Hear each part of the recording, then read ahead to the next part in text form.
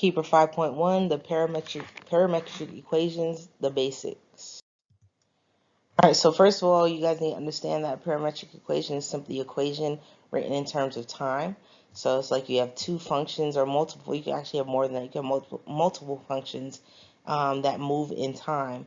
And so your parameter, what we call parameter, is time, and that's how we are calculating. We're calculating each equation in terms of time and see how they interact with each other. So when you graph your parametric equations, basically what you want to do is create a table of values, and then you want to figure out your x and y points from there and plot those points in order of increasing t, and you want to connect it showing the order in which you plot it.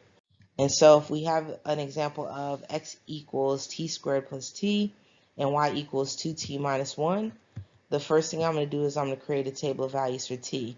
And I'm just going to start with t equals -2, t equals -1, and I'm picking basically random t's, really not that random, but somewhat random t's.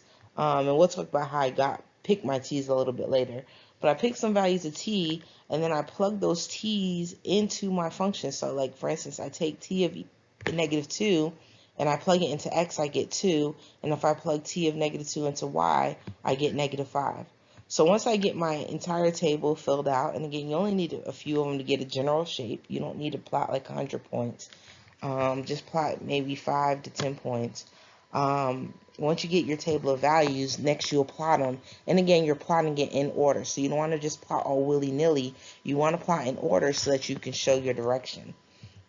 And so when I plot this, I'm going to start down at the bottom at t of -2. And so I know t of -2 is 2, -5, so I'm down here, and I start with t of -2. Then the next thing I'm plot is t of -1, which we found was 0, -3. And so notice I'm showing my arrows going from t of -2 to t of 1.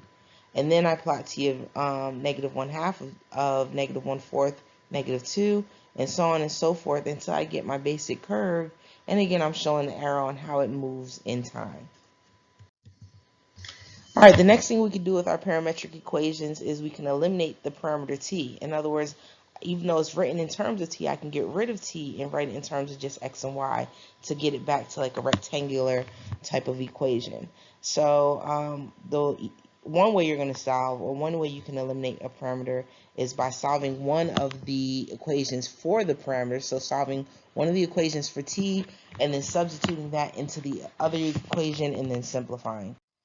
All right, so for example, we have x equals t squared plus t and y equals 2t minus 1. Basically, I'm going to find the easiest equation to solve for t. And so in this case, it's going to be the y equals 2t minus 1. When I solve for t, I'm going to add 1 to both sides and then divide by 2. So I get t equals y plus 1 over 2.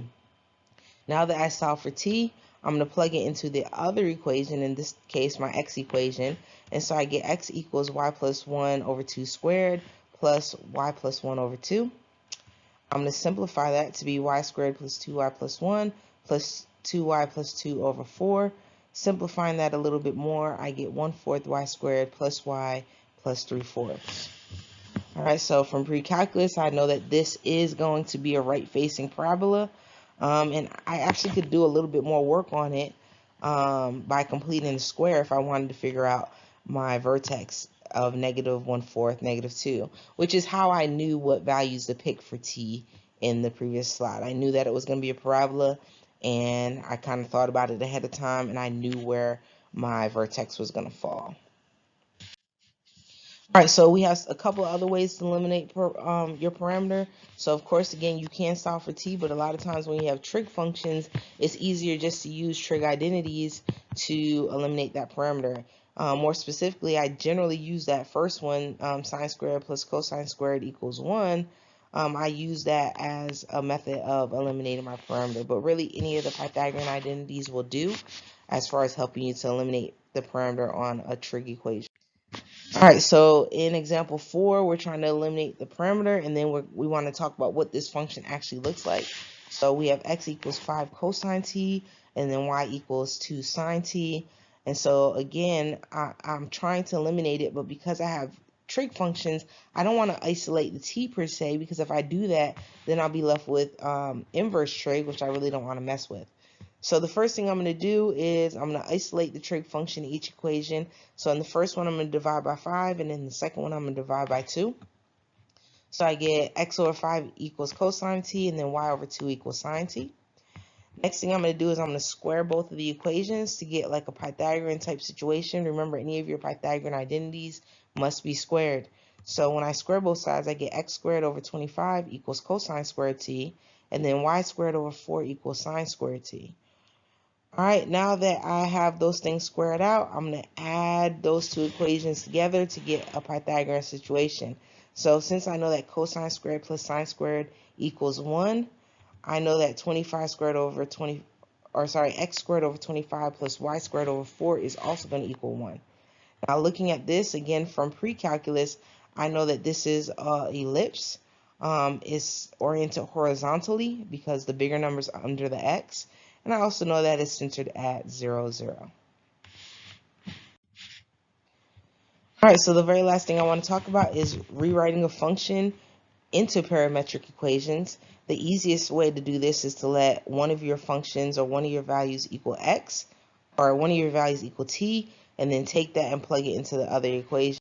So for instance, if I gave you guys the function y equals x squared plus 2x minus 3, I'm going to go ahead and let x equal t. And if x equals t, and I plug that back into my equation, then I know that y equals t squared plus 2t minus 3. And so then I know my parametric equations would be x equals t, y equals t squared plus 2t minus 3. Now, there's multiple answers that you guys could get for that. That's just one of the easier ways of rewriting your function.